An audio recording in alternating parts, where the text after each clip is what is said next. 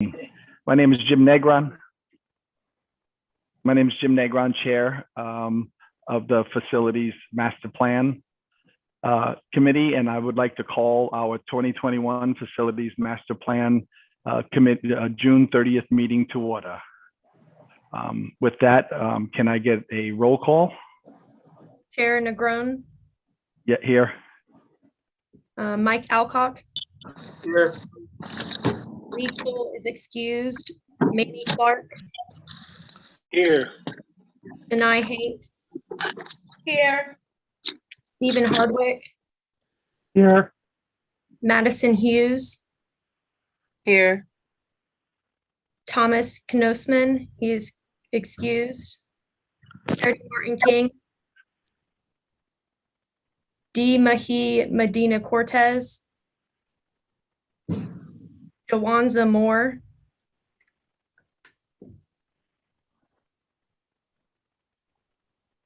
Saw him on here. Jawanza, you might be muted.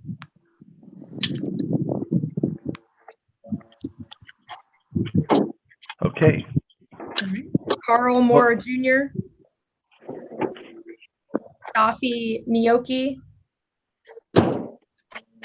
Hafsa Musa. Margarita Ravilla. D. Lena Scales. Julia Lynn Walker. Here. Cecily Wanjama. And Tiffany White. Here. You do not have a quorum. Okay. Thank you, Misty. So welcome everyone. Bienvenidos. Good evening to everyone. I've some of the things I'll repeat. One of the most important things we can do as a community member is to give our time, talent, and treasure to K through 12 public education. For those that interact with me in the business world, I say a city, a community cannot be healthy unless we have a healthy public school system. And the only way we have a healthy public school system if we have community members that engage. So those that are on the call are community members that are engaging, and everyone that has participated to this so far to the process has also participated in us having a healthy community. And as a reminder, this is a very important process, a process that will transform our community and schools for years to come. We're in our June meeting where we're in the define phase, but April we gathered information. In May we envisioned, and we're in the definition phase. And truly is all about the portrait of a graduate. So I'm excited to hear what everyone has to say. We have so we're going to listen, be active listeners. Every voice counts, every thought and every word counts. So all of these things then get incorporated into the plan. So we look forward to hearing from you and look forward to continue to build, a very dynamic master plan for our community and our school system. With that, I would like to turn it over to Dr. Dixon so she could have our introductory remarks. Good evening and welcome everyone.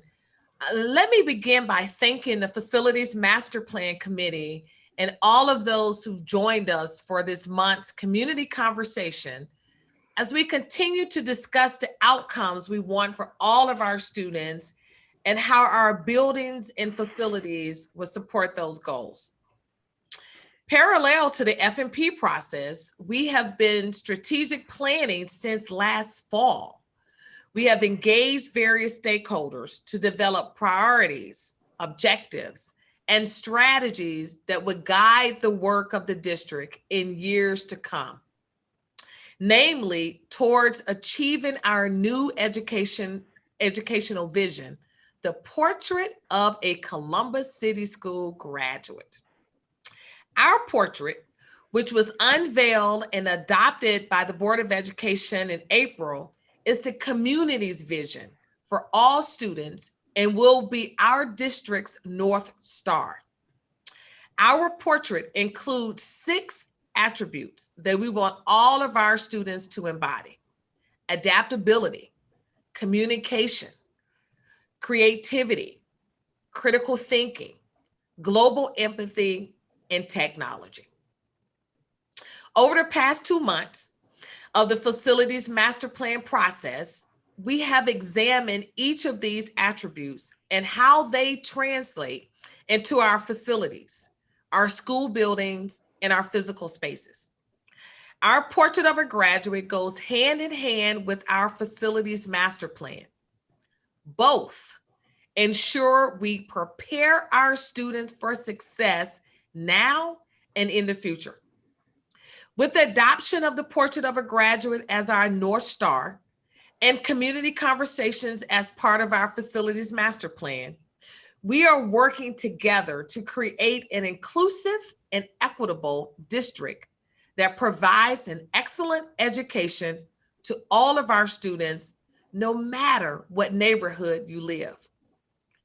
Together, we are building a shared vision for our students in buildings that are safe, creative, engaging, and nurturing as we develop young minds for success.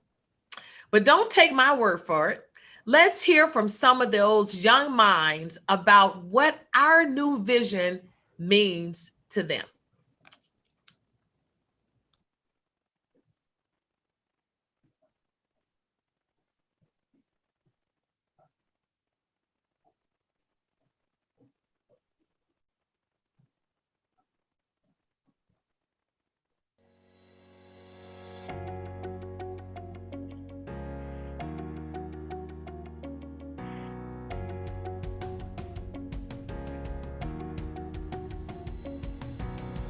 He teaches me about reading and take your time, because if you don't take your time, then you can easily mess up. But if you make a mistake, it's okay, because mistakes is easy. You can kind of fix it.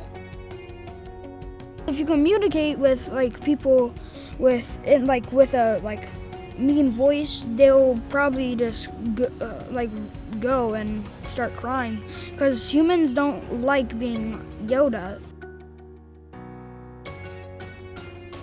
Science is my favorite subject because we're always looking at we're always learning things new about science, and sometimes in science class you're doing explosion things. I like to be creative because most people here, they have a lot of talent, so then I thought that I could do more talent too. I do these gymnastics tricks. Ooh, we did go on a virtual field trip to a turkey farm. We were learning about turkeys. We saw baby turkeys, and I asked a question because there was water in the belt, and so the water was in the belt, and every time they drank it, and then it was tipping over. The water came through the pipe, and then it went down in there, and there was more water. It was fresh.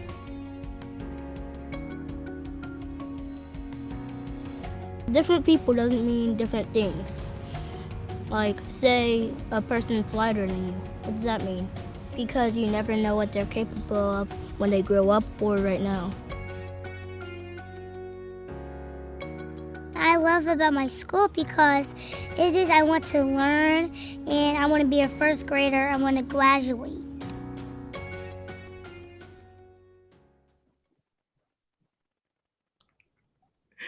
Thank you, Scott, and back to you, Jim. Okay, well, thank you, Dr. Dixon. What a pleasure to see those young kids. It had to warm everyone's heart. So thank you very much. So with that, I'd like to turn it over to Robin Randall with Leggett Architects to talk about the process review and handle the meeting for the next few items. So Robin. Thanks so much, Jim. We had a lot of fun and engagement last week. And so I just want to take you guys through, there we go, the summary of what a master plan is.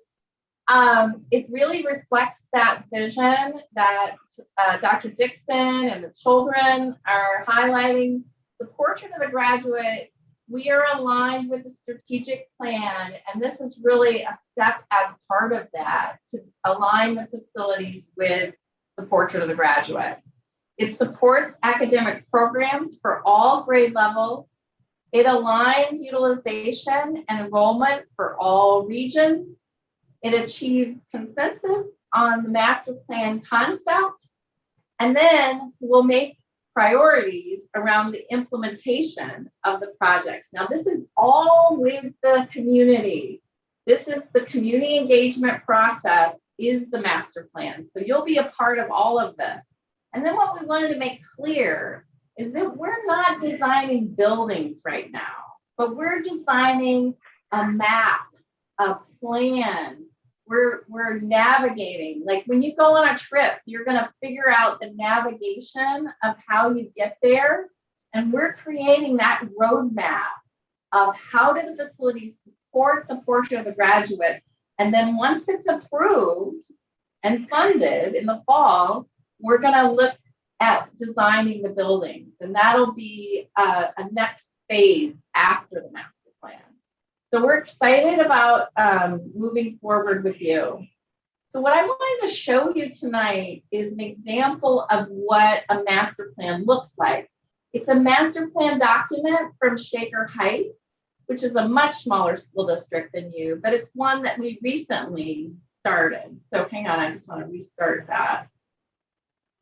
So we're going to flip through it in a program called Issue, and then I'm going to stop and kind of share with you how this looks. So there's a cover, there's components that are part of this. There's illustrations that capture the community. The table of contents, and there'll be an executive summary. This part will really be the part that's easily legible for the community to read. It'll probably be somewhere around 20 pages, and then the content behind it. But this summarizes the entire process. And then it'll summarize all these great user group meetings that we've started and will be a part of in the fall. You can see we're going to engage with students.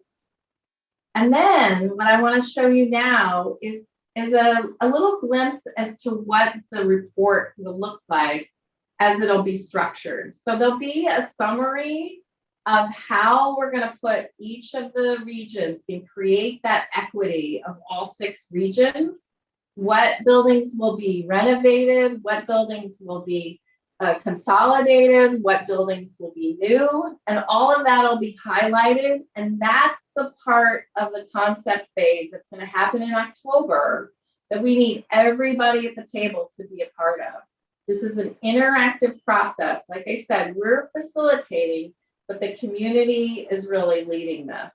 And the co-chairs, you guys are the key people to getting the people there.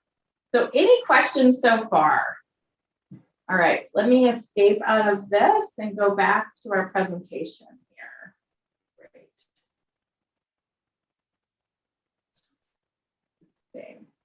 Hang on, there we go. Let me go back to full screen. Excuse me, I want to make sure that you guys have the full view of where we are.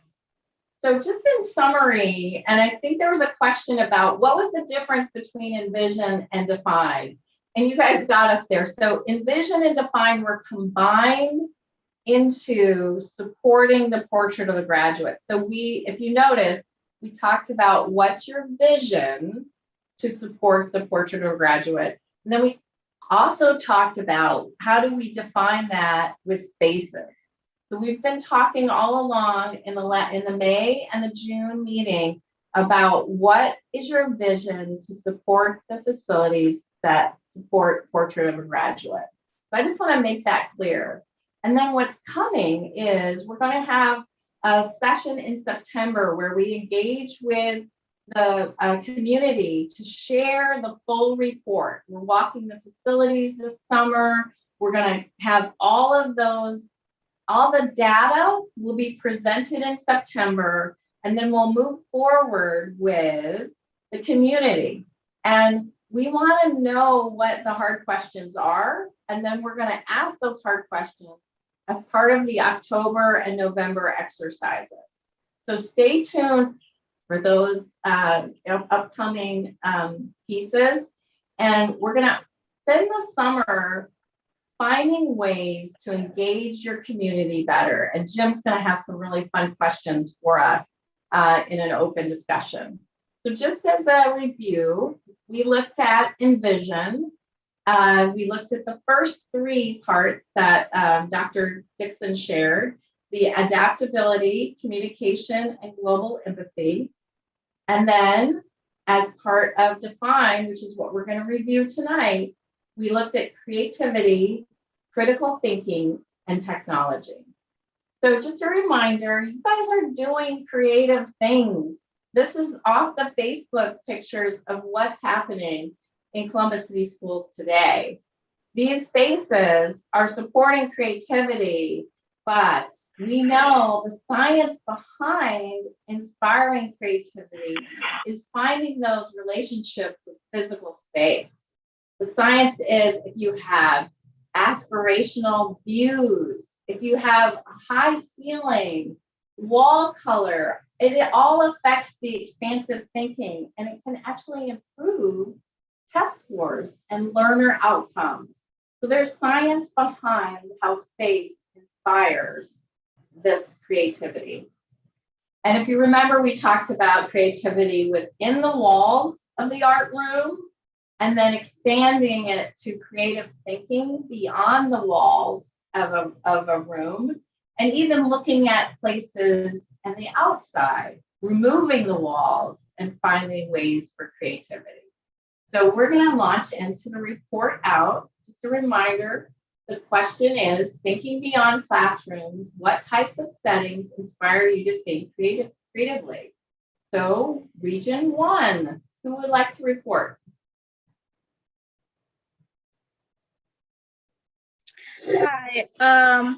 So we had a conversation and we said that rooms with color and lighting, bright lighting, a room with a lot of sunlight, different creative, like different spaces where you can sit and learn and think, maybe being outdoors or being in a different building. That's some of the options that we came up with. Thank you. Thanks for your report out. Okay, Region 2.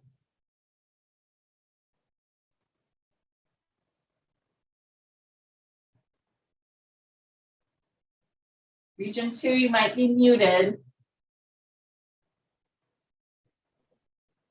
I can report out. Thank you. So we talked about how having windows to look out at nature and having the ability to interact with our room decorations and hang up different things like projects, and also spaces where you can get your hands dirty or think with your hands. Nice. Yeah. Thank you. Thanks for being there and really being a good facilitator in the process. We appreciate all the region co-chairs and the students. Thank you. All right, Region 3. Sure, I can report out. This is Mike, by the way. Hello, everyone. Thanks, Mike. Hey, so kind of beyond what's there, I think the big takeaway from the discussion around question 1 was about open, inviting spaces and the appearance or feeling of outdoor spaces. There was a lot about nature, natural settings, sort of soothing feelings and emotions that come, with a peaceful, serene, natural setting, even if you can't actually be outside. So the appearance of it or the perception of it in indoor spaces from the outside world. That was a big takeaway from all of the breakout groups in our discussion. Thank you, Mike. Thanks for sharing. Region 4. Hi. It's similarly to what just heard from Mike, and people about outdoor spaces, either being outdoors or being able to see the outdoors from where they are, or at least to be in some sort of comfortable, bright space. We've also suggested looking at museums and art galleries for inspiration on how they work, as well as making sure places have maker spaces, which nice thing about maker spaces is they change with what's available and change the available technology, or they can be done with even no technology. Those were the three main ideas from our region. Thanks for sharing, Stephen. Region 5. Good evening, everyone. This is Tiffany White. Tiffany. Hi.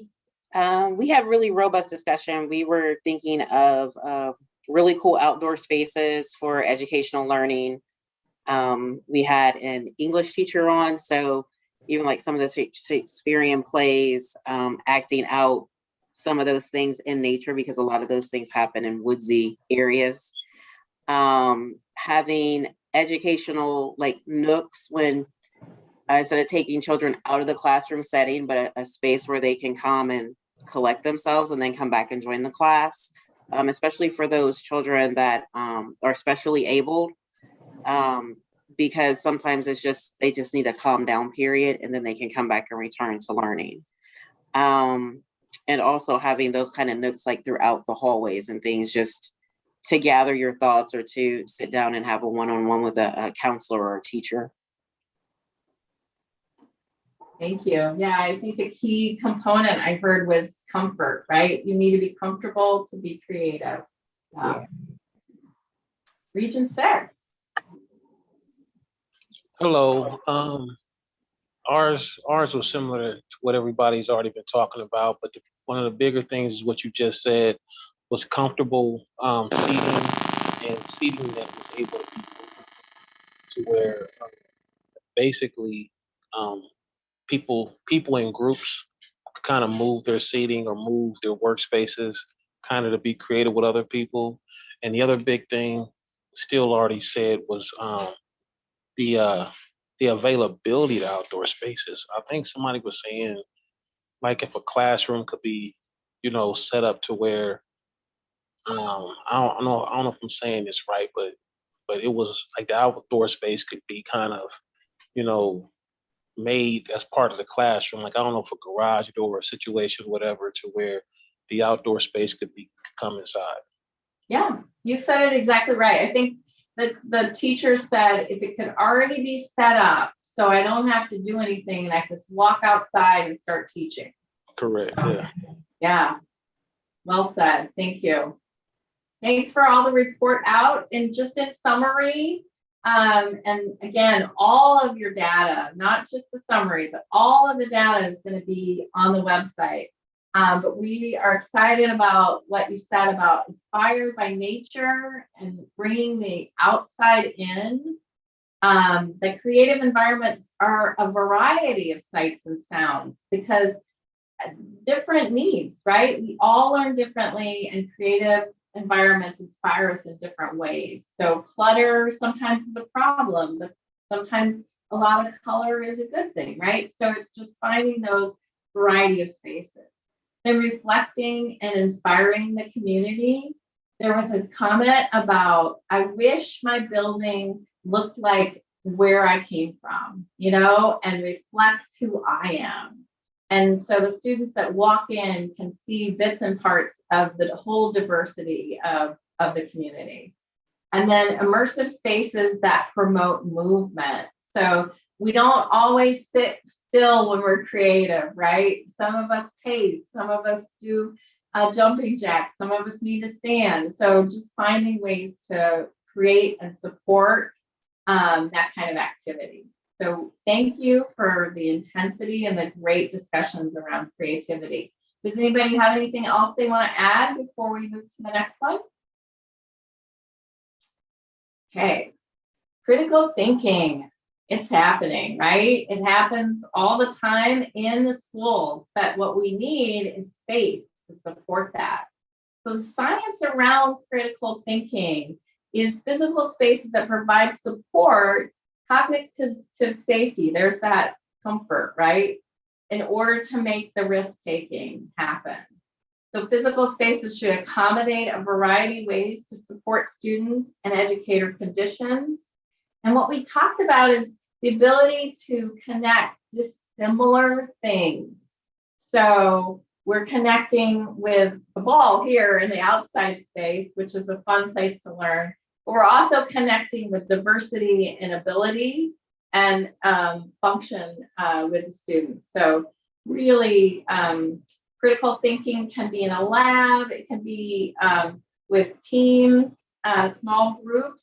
But what we like to think about is it's not just in books, it's not just in the computer, but it's making connections that you normally would not make, and then finding spaces for spontaneous learning and really pushing that idea of where you're headed, which is the office, down into the education space, right? So it happens in high school, and middle school, and elementary school. So this critical thinking happens. So I'm just going to remind you what the question is, and then we'll all report out.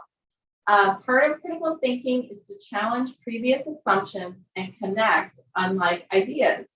What are the characteristics of spaces needing to support critical thinking? Region 1.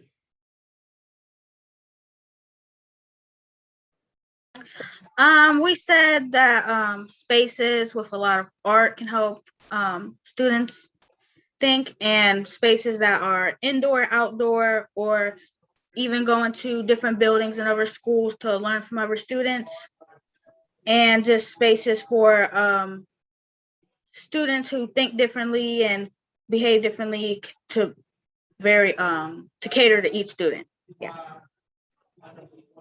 Very nice. I think even Dr. Dixon hit on it with the video, right? That the summer experience is that hands-on learning and variety of learning spaces. Region 2.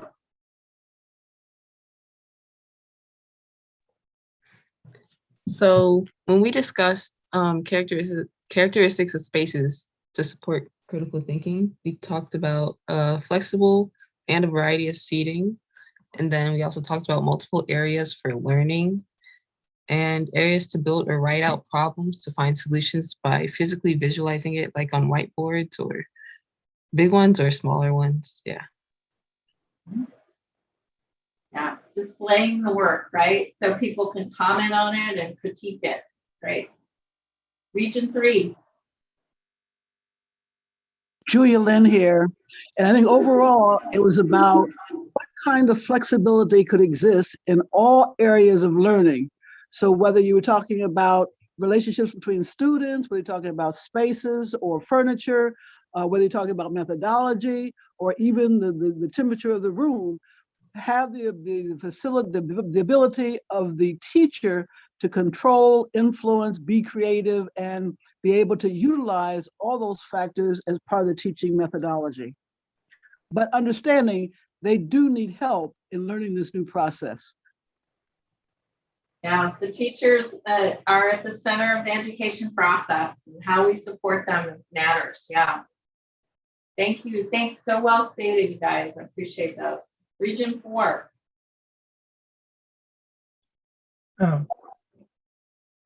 The things we were looking at are places where they could work quietly, either by themselves or with others. One example people gave was quiet pods, which essentially are basically almost like little phone booths that people could go into if they just needed to be by themselves and have some quiet and get away from everything. But also acoustically appropriate spaces that aren't too noisy, where people can get together without hearing what's going on in every other group in the room. Also, I think this came from some of the teachers, is make sure there's space for small groups to keep their stuff, so that if they're working on a project together, whether if they're using a whiteboard or something else, that they can come back to it a week later and it will still be there and won't be taken down for because someone else needed to use it. Yeah. And I remember there was a lot of discussion about that learning is messy and we need a place to store the mess. So yeah, it's important mess, right? And correct. I think, I don't know, Stephen, if you feel this way, but I think there are a lot of introverts in Region 4 that come because they kept talking about, they need quiet, they need a space to digest. So really I think some of that comes from, I know we're in earlier meetings where we talked about out spaces and hallways where people could get together and have spontaneous groups. So that's important, but they also need to be able to do that, but they also need to be able to get away from that. Yeah.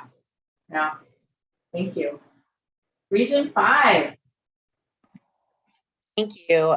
We talked about dry erase walls and walls that were movable between classrooms. So if it's not a collaborative teaching assignment that's going on between, say, the English and history teacher, they could close off those walls and it wouldn't disrupt the other classes. And also comfortable spaces. I think there was one of the slides showed like standing desk and kids. I won't say they were like lounging, but different shapes of chairs or seating. That would always be good.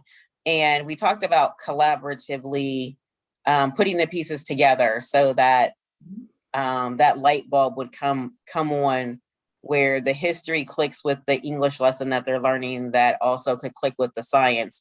You know, we talked about one of the wars, and I can't remember which one, but like the science behind the technology of their weaponry, and then the math could be like, how do you project that to a certain target and things like that. So that collaborative learning where all those pieces fit together, and then kids could be able to articulate better what they've learned.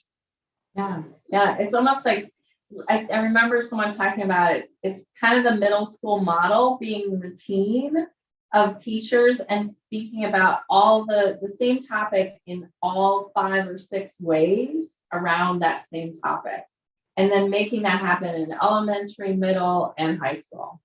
Really strong. Region 5. Okay, Region 6. Okay, so we talked about a lot of different things similar to what we already have gone over again. But kind of how you got things summarized, there were a few more things like the space that promotes problem solving and a focus, like an escape room. Like part of that conversation was, in order to support critical thinking, there has to be a situation where students can critique one another. And we kind of talked about how, you know, kids can be mean, and how would the room or how would the area be set up so that, you know, those things are respected. Because we got into a huge conversation of teachers now, they set up the space in the room as an environment where kids know in certain teachers' rooms, certain things are allowed to happen. So that was a big thing in terms of trying to figure out like really how to create that space where they can be critical of one another, but it still be respectful, that it still be, you know, it's only go to a certain level. And some of the things were, there was one of the teachers who said that there's a poster that says think, and think is an actual acronym, and you could set up buzzwords and things like that. We also talked about multimedia situations to where, because kids are very interactive nowadays, so there should be something in the classroom and in the hallways that should spark the critical thinking of what they're doing now and what they could be doing in the future. So those are the biggest parts. Somebody else already talked about the space within the space. I think somebody called it like a phone book, but that was something also that we talked about in terms of them having a space where, you know, somebody who needs quiet in order to get, you know, to get to that point, how they could do that but still be a part of the classroom. I think I remember your group talking about spontaneity and that learning's not scripted, and so the spaces need to respond to that and support that and inspire that. So it's a really great discussion. Thanks, Danny. So in summary, and again, all of this is documented, but in summary, the safe and comfortable places for sharing thoughts and ideas so that everybody feels like they can share. And as Danny was saying, everybody feels like they can be a critic as well. So it needs to be safe for that. Flexible spaces that are easily and quickly reset So it's not a lot of time to get to the next thing, but furniture allows for that flexibility. The spaces allow for that flexibility. And then providing an environment for all learning styles to work together. So that empathy and understanding that everybody has something to contribute. Excuse me. All right. Third idea is technology. And we know that everybody's one-to-one at Columbus City Schools, but do the spaces support the technology, or are they just wires everywhere and not enough charging stations? You know, those are the challenges. We also know that the science around technology keeps evolving. It's rapid change. And so those spaces need to have that flexibility to accommodate the ongoing evolution of technology. We talked about how just putting desks in rows, right, facing the front of the building, and just having technology in the room doesn't mean that the space is designed for technology. We want to look at spaces that inspire, that have plenty of room for storage of projects, that have the guide on the side, so that when you're using your technology, you can have someone guiding you through the process and how to use it in a correct way. And then the technology is now. We're not waiting for the future. This is what Google looks now. And we know that we need to be pushing these kind of spaces into the educational environment so that we're ready to face the future together. So, question 3, given the fast pace of technology change, how can we plan spaces to accommodate this fast-paced change? Summary number 1, Region 1. So one of the main points we made was having spaces to be able to charge all of the devices, maybe in the desk or large extension cords, something like that. And we also said that we have to have room for change, like to upgrade devices instead of spend all the money on them and then they need upgraded. And then we also need spaces students can go, because some students don't have internet access at home or may not have access to technology that they have at school and won't have like the equal opportunity as those who do. And we need a space for them. And also we included their parents, a space for parents to be able to do anything that involves the school with technology. So thanks so much for reporting out. Yes, lots of discussion about equity around technology. Great report. Region 2. So we talked about getting technology that helps students interact beyond the classroom and even beyond the school, so they can talk to other classes in the school and work with them, or even other schools and do maybe projects between 2 different schools. And we also talked about planning for proper infrastructure so that technology can remain flexible, and using technology to offer new experiences in learning. Fantastic. Yeah, Madison, you guys had a great discussion about global learning and that technology allows that to happen. So great job. Thank you. Region 3. Yeah, so this is Mike again. I can hit a few highlights. I think the thing that really struck me the most about our discussion was the focus on individualizing or allowing spaces where students can really get the experience that they want. I thought there was a great idea about having kiosks throughout the school, actually both for students and staff if they need to schedule a tutor meeting or have an SEL session. Teachers being able to have a help desk appointment, right? And being able to do that from different places in the school. Just really kind of tailoring it so that it fits my learning experience as the student or as the educator. I thought that was kind of key. So the point about infrastructure, there was also a really great discussion in one of the breakout rooms, but it spilled out into the general discussion as well, just about, we're always going to have technology upgrades and changes. The backdrop of this year, I think, really inspired that discussion. we need to be ready for that with the infrastructure we have in our buildings as well. Fantastic. Thank you, Mike. Great report. Region 4. The first two items were about not just planning to use the technology that we have right now or that we're initially planning to use, but to be ready for changes. And that includes picking technology solutions where you can take out parts and instead of where they're new and better things and put them in without starting from scratch. And design things, for instance, not just to use the cables whatever cables you have now, but to put tubes that you could run cables through so that whatever sort of changes come, you can adapt to them. And one thing that this came from some of the teachers, and I noticed that one of the slides that was shown before this shows this problem, that need to think about what this, even rethink things like desks, because one of those desks that was shown in those slides isn't big enough for a laptop, a Chromebook, and a piece of papers for the student to work with. And if we're going to expect them to do that, we need to have rooms. We need to have big enough desks and rooms large enough to handle the kind of desks that the kids will use. And I think you talked earlier about having things just being more, especially in an older building, trying to deal with things like making sure outlets are where they need to be, so that people don't have to trip over the cords.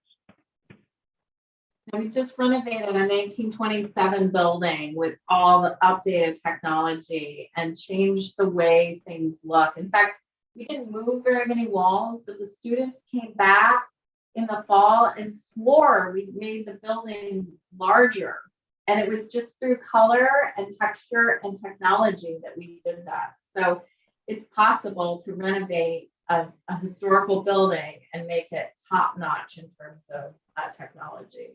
It's expensive, but it's possible. Thanks, Region 4. Thanks, Stephen. Region 5. Okay, so we talked about making sure that the fiber optics within the school are interchangeable. So if the charger plug changes, you can still be able to use the technology or the plugins. Also being able to use technology outside of the classroom. I think one of the regions talked about working with other schools potentially, or even their peers on projects. We need to make sure that the technology transfers out. There was a lot of conversation around making sure that we had people on site that could do the IT portion of it, because Chromebooks got broken, they loaned them out, then they had no more to loan out. So some students were without that technology. And also when they go home, if they don't have the technology because of a broken Chromebook or whatever device they're using at the time, that the software that they would be using is compatible with any device that someone has at home. Because someone might not have a Chromebook, they may have a Fire tablet or an iPad or any of those things, just making sure that it's interchangeable so assignments can be turned in, they can still collaborate. And then we talked about decompression time from the screen, to work on those social skills and your public speaking as well, so that you're a better communicator, not just a great person behind the screen. Yeah, I think the conversation was about producing their own technology instead of just being consumers of the technology. Yes. Yeah. Great job. Thanks, Tiffany. Region 6. So I'm trying to read this, but I also it was a couple things that I wanted to talk about. So the second one, we're talking about consider power access and wiring by building for false walls and overhead. We kind of had a talk about the ability to really be able to update and keep a high standard for technology. And we even talked about if it's a thing, because like right now, technology is moving towards fiber, which is different than regular, Wi-Fi access. And I'm not that tech savvy to be able to explain it all, but I know everybody's wanting more connection and to get faster. And this is where we was talking about in terms of in that conversation, we're talking about movable outlets and movable floors rather than walls so that they can continually update. But just the possibility of it really being a thing that you could kind of keep up, because it's very, very hard to keep up with technology. To connect with others who may be doing more with technology, that was also a huge conversation. And how do you really do that? Because of there's a difference. We had to talk about the difference in terms of the teachers who know a certain level of technology, and then you have students who their knowledge of technology is on another level, even though they haven't been certified or anything like that. So it was a lot in terms of trying to figure out the technology part. We even talked about the fact of how young people or even just regular people learn. Some people would rather have earphones on all day and create a music or sound that'll keep them focused, where other kids need to be completely quiet. So it was a huge conversation, and I'm trying to really catch more of the bullet points, but the piece about staying current was the bulk of it. Thanks, Andy. You summarized it so well. I really appreciate it. So our summary here is to provide abundant infrastructure planning for the future, flexible, adaptable spaces that accommodate diversity, and empower teachers and staff with training. So highlighting that, I think everyone talked a little bit about that. And so I just want to open up a little bit and just say thank you to Sanaya and Madison, and Stephen and Tiffany and Mike and Manny for presenting tonight and your leadership through these discussions. We can't do this without you. Any final thoughts or questions before we open it up for discussion? Jim's going to lead us through 3 more questions. I just wanted to, no one hit on this, and I know that we talked about it pretty extensively with Board Member Cole, the impact of so much screen time on our young people's eyesight, and also having our partners come in and maybe be our IT people, because we talked about, do we have a budget to employ others, and we're going to imagine and potentially build more and up-to-date current schools. So, there is a budget, it's a robust budget, but everything can't go in the budget. So maybe, I know there's a lot of discussion around that, so I don't want that to get lost anywhere. We do have really good partners, and we talked about potentially the VSPs and the Pearl Visions and all of those places potentially working with our kids, especially for the ones who may not have the most generous insurance and need things that may not be covered, and the parents aren't financially able to take care of that. We want to make sure we're taking care of them so that they can continue to learn. Thank you for adding that. That's important. Yes. Stephen. And I think I also did hear some pushback, and I'm not sure if we have if enough parents with this view are showing up, but some pushback of there are going to be parents who still want the traditional classroom and want to be careful about going too far towards individualization. I mean, that's personally, I think most of the people who showed up wanted that, but there is some desire. There's some desire for tradition, and some concern about pushing it too far. It's just like, I think what Ms. White was just talking about. I mean, for instance, someone saw the Google thing that you had on the slide, that doesn't look like anything I'd want in my kid's classroom. That looks like a bad COSI exhibit where they just go pushing buttons and walk away from. I mean, we just need to watch for having technology for technology's sake. Great comment, Stephen. Thank you for sharing it. Anybody else have any closing comments before we move on to the next section? Like I said, we can't do this without you, and you guys are strong leaders. So thank you so much for showing up and being there and supporting your community. Invaluable. So we're going to open this up, Jim. I think you're going to lead us through this open discussion. Yes, thanks, Robin, and thanks for your leadership through that last process. I thought it was just wonderful to listen, and to reiterate, thank you to everyone that stepped up in each region to provide their input. You know, one of the things in business that we do, and we do it very frequently, and it's a Six Sigma process. We plan, we do, we check and adjust, and it's a iterative design and management method used in business to control continuous improvement of the process and any products. It's also known as the Deming circle, cycle, wheel. And that's basically what we're doing right now. It's, you know, we're in the middle of the process and we're really looking for feedback. And the feedback is, you know, for us to really find ways that we might be able to improve. So the first question I'd like to ask you, in your specific region, what are your thoughts about, you know, building our community's trust and enthusiasm? How can we engage with more of your community members and spark their imagination? So, you know, if we can kind of walk through Region 1, you have any thoughts on that, Sari?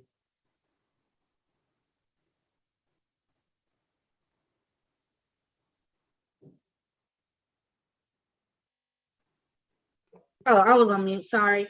I think we can engage more and spark their imaginations by holding more community events, since I know we haven't done much since COVID, but I think that community events that appeal to the kids and their families, and we really just give them good information and try and get everybody involved by doing activities everyone likes. I think we could really bring the community more together.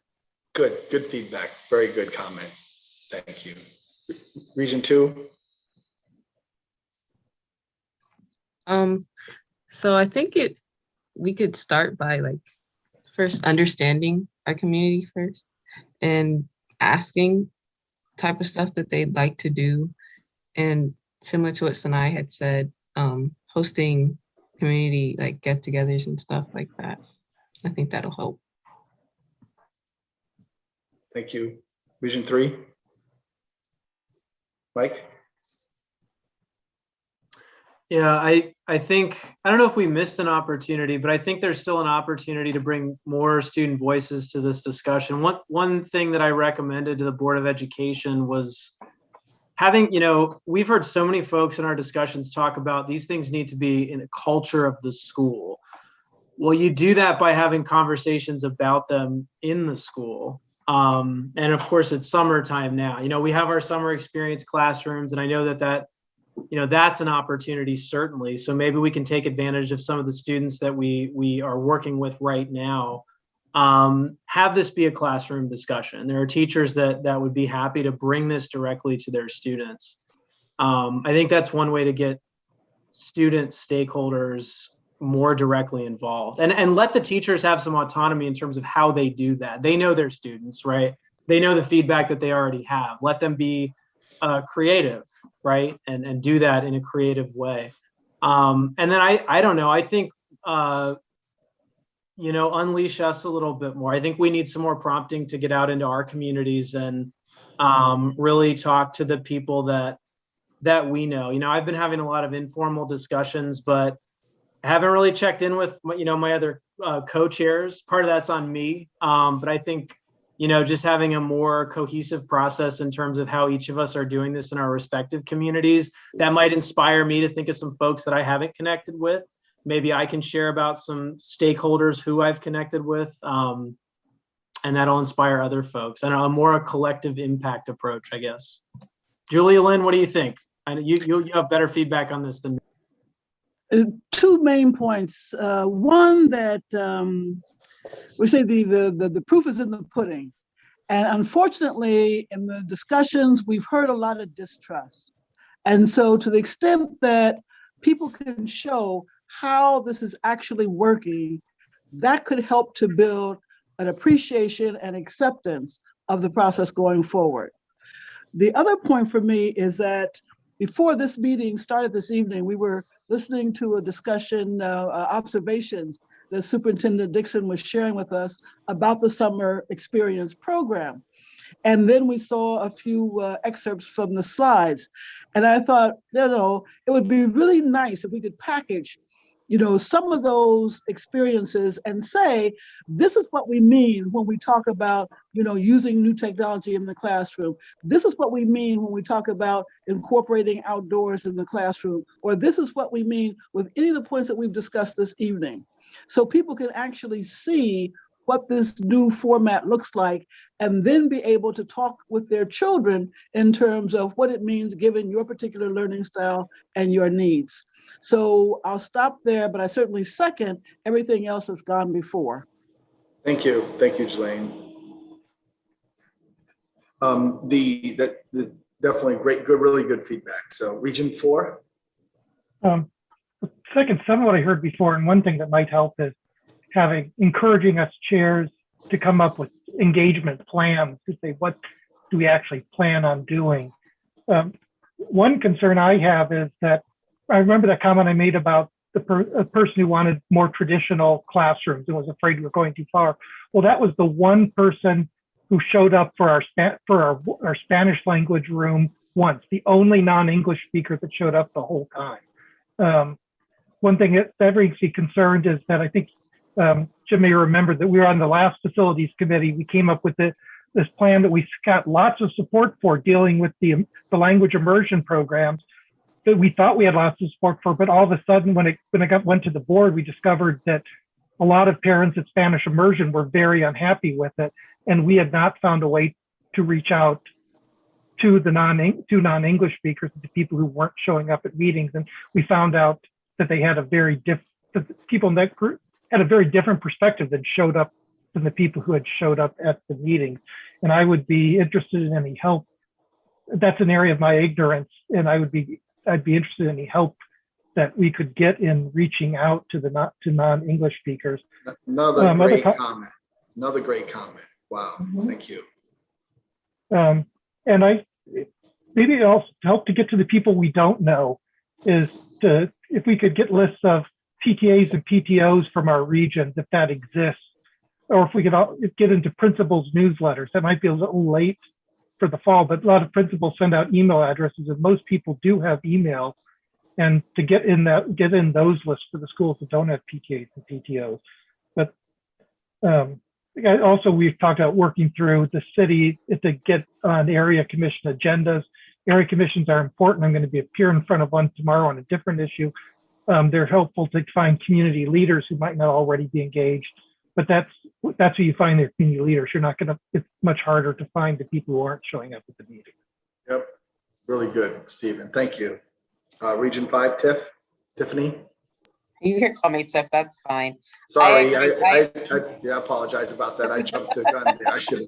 I'm sorry. I've been called worse, so it's okay. I agree with what Mike said, that maybe us as co-chairs should devise some type of plan. And in doing that, we should support one another. So if he's having an event, we should go, because we can also learn from one another, the questions that are being asked and some of the feedback that's coming back. I 100% agree with we need more student input. I was thinking about the summer experience because I know that survey is going to go out. Misty answered that question the last time we were all together. But I'm thinking, like, for even our special needs students, show them pictures of what we're looking at, and, why do you like this room? What would make, those kind of questions in elementary, and then maybe in middle. Would this be a good work environment for you? And I say work environment because that's, what they'll be going into one day when they leave our schools. But have them give some feedback based on some of even the PowerPoint presentations, and then maybe some of our high school students give us a presentation on what they envision school to be when they have children and they're going to send them into Columbus City Schools, because this is 10 to 15 years out. You know, if you're a senior now, you're not 18, you're like 28 to 35, you know, starting your family. What is going to attract you to our schools and keep your children in our schools? Because retention is also something, we don't want to build something and then no one comes. You know what I mean? Good comments. Okay, Manny, Region 6. Yes. My take is a little different, and basically, I feel like we need to allow Columbus City Schools and Dr. Dixon to take the lead. And what I mean by that is we got to all learn to swim in the same direction. So, for example, I work for Recreation and Parks, and all city agencies and all stakeholders, area commissions, we should all be saying the same things in terms of how our kids get to a certain place. And if we all continually say the same things, like I touch parents differently than teachers touch parents. Area commissions touch parents and neighborhoods and kids differently, the library, even the police department. To me, it's no different than a pro team making sure that their farm league speaks the same language in terms of what needs to happen for those potential athletes to make it to the pro team. Right now, the high school and beyond is the pro team, and we need to learn how to swim towards that direction. Thanks, Manny. Another good. See, that's why we have 2 ears and 1 mouth. We have to listen twice as much as we speak. What great comment. So we'll go to the next question, team. So, you know, the next thing is, you know, about timing. You know, what time should we meet in the future? Our evenings work? Should we add weekends or daytime meetings? So I'd like to get the sense in your region, what are your thoughts and what kind of feedback you're getting? So, Sari, Region 1. Weekends, well, I'm in school, so evenings are the best time to work for me. But sometimes I'm at work, or I think weekends are a good time, personally, because most people I know are free on weekends. Okay, and I'm sorry, Sinai, I pronounced your name wrong. I apologize. It's fine. Madison? Evenings seem like the best option. I do work on the weekends, but I'm not working in the evenings, so it seems like the best option. Thank you. Mike? Yeah, I agree. I think evenings have been working, weekday evenings. Okay, Stephen? That's the same thing. And if we do start meeting in person, I suggest meeting downtown, simply because that way you don't need a car to get to the meeting. It's much easier for more of the city to get there. I also think we may want to think about reaching out. How do we reach? I think reaching out to individual groups who aren't showing up at our meetings and trying to figure out who those are, and maybe sending one person out to gather that information as best we can. Yeah. I said, like, Spanish immersion was the example that came up with in the last one. Right. And I think I'm hoping there are people in the school who might be able to help us, in the district staff who might be able to help us identify the people who aren't showing up at the meetings. I think, you know, I know most meetings, we see the same dozen or so people show up at most meetings. Yeah. Tiffany? I agree with what everyone said. I do want to, I'm an area commissioner, so between council committee meetings and commission meetings,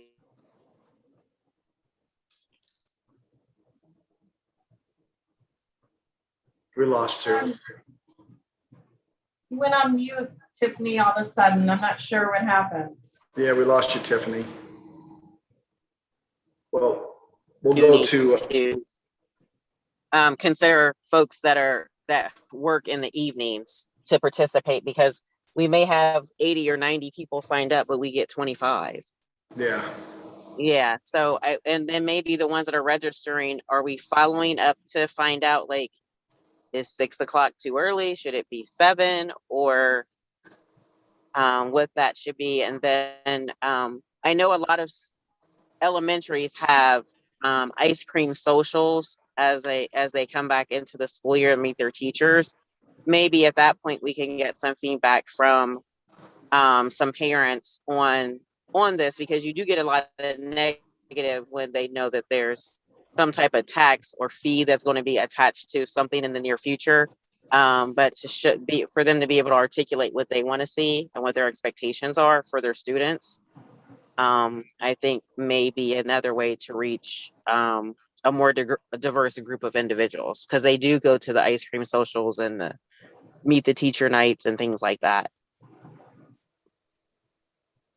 So you're recommending ice cream then? No. Well, I go to 2 wonderful elementary schools and they have ice cream and I love it. Okay. Thanks, Tiffany. Manny, Region 6. I agree with Tiffany in terms of not necessarily the ice cream, but maybe in similar time frame as the beginning of the year stuff, because people are already looking towards that stuff. People are used to those times a year where they have to, become available for their children. Other than that, just evenings. More people are going to be able, I think, to be able to meet on the evenings. Yep. Really good feedback. So the last question, but not the least, is surrounded around the students. How do we engage more students? What tools do we need to use to engage with the students to raise their awareness and relevance? Share your thoughts and ideas and any improvements to make the facilities master plan interesting to students and motivate them to be active participants. So in your region, what are your thoughts about this? So critical. Sinai? Well, this is hard because so many students have so many different interests, and there's just some students that you're just not going to please at all. So I think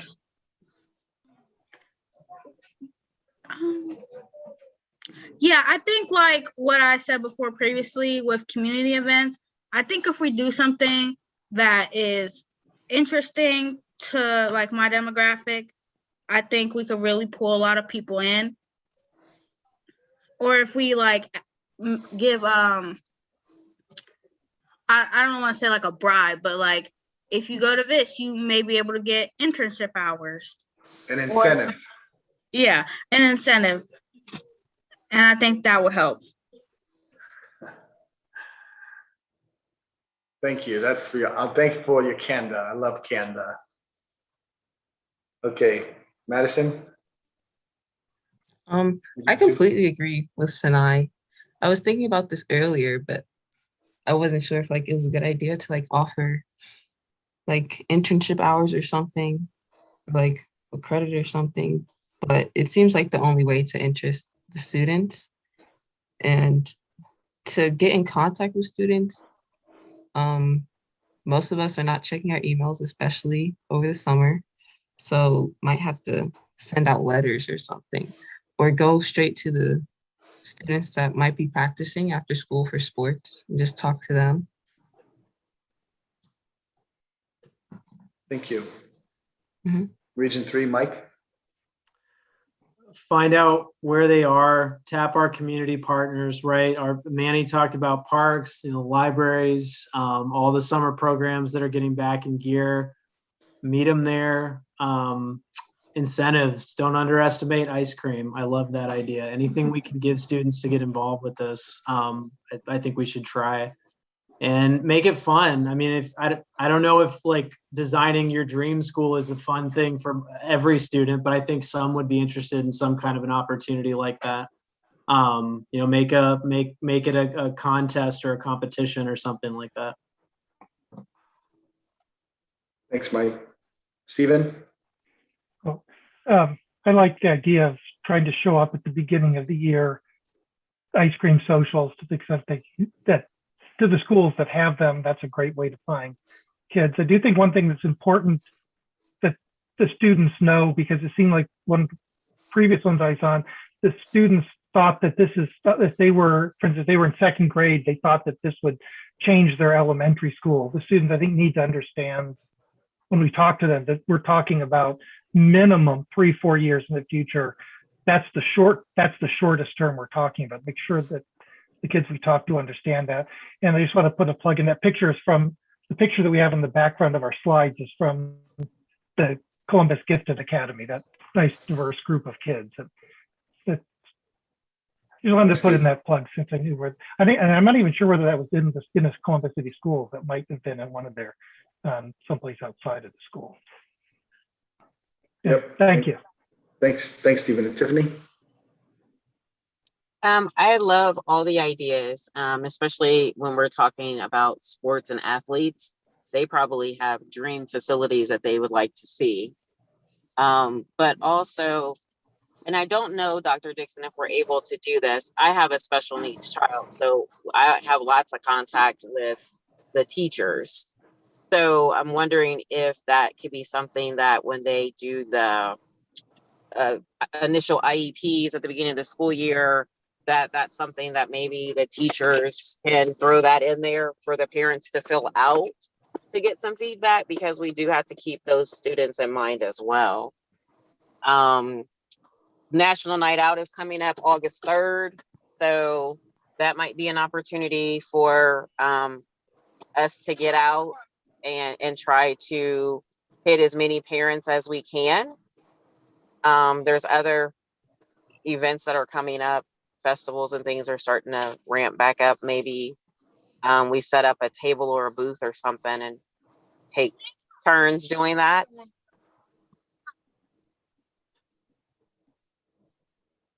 Thank you, Tiffany.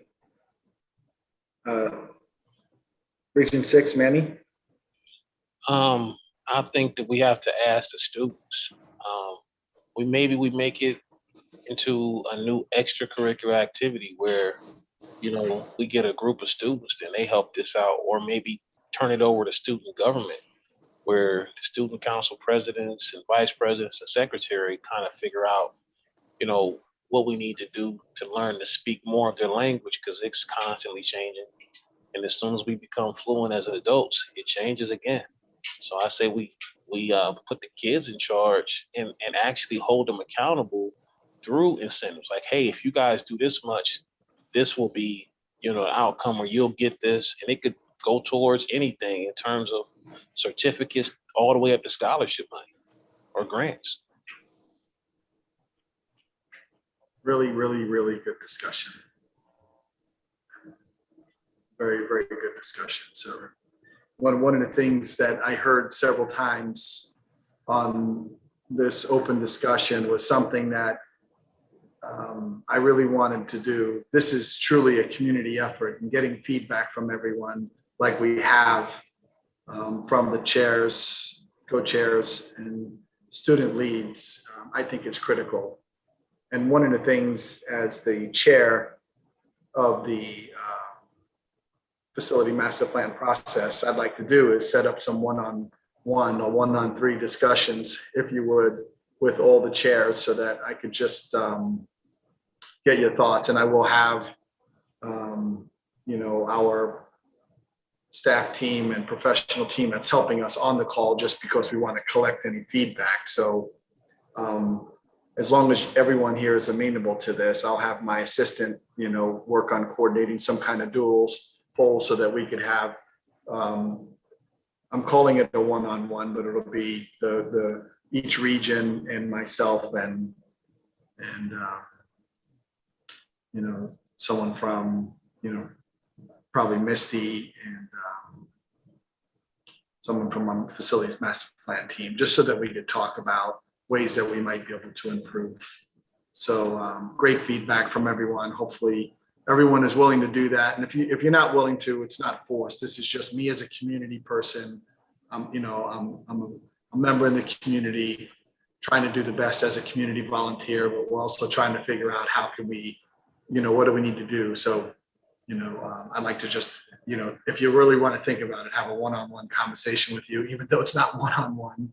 I would have preferred to do it in person, but everything, with everyone's schedule, it's probably not reasonable to think that. So, hopefully everybody would be willing to do that with me. And if it doesn't work out, I understand, but for the ones that it does, I'm excited about the dialogue.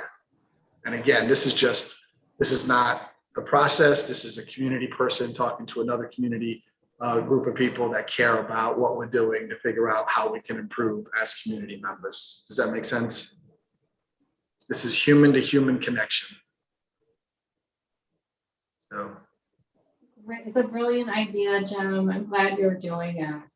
Yeah, and Robin, hopefully you're going to be able to join us with Misty just to listen to what's being said. Yes, please.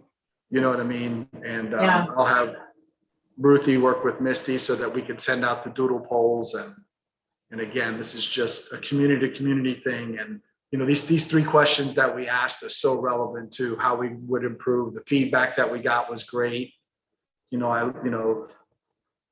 Simple things like speaking to people in their own language, offering an opportunity to connect. How you think about that? I mean, goodness gracious, as a human, you feel, my goodness, do we need to do that? So thank you. So much great feedback. So, I don't know, Robin, if you need to talk about next steps or we could. Yes, I just want to take you through just a reminder. We're still going to be working in the summertime. And as Jim said, he's going to reach out to you. We're going to talk about how we're reframing, how this can move forward with small discussions. So June and July and August are going to be work time for us. And we probably will be engaging you. We'll definitely be sending out the surveys on the student experience coming out probably in the next week after the holiday. So stay tuned for the report out on that. So we're just going to be keeping you in the loop. We've re-strategized how we want to engage because it's going to be in person and we really want those times to be productive.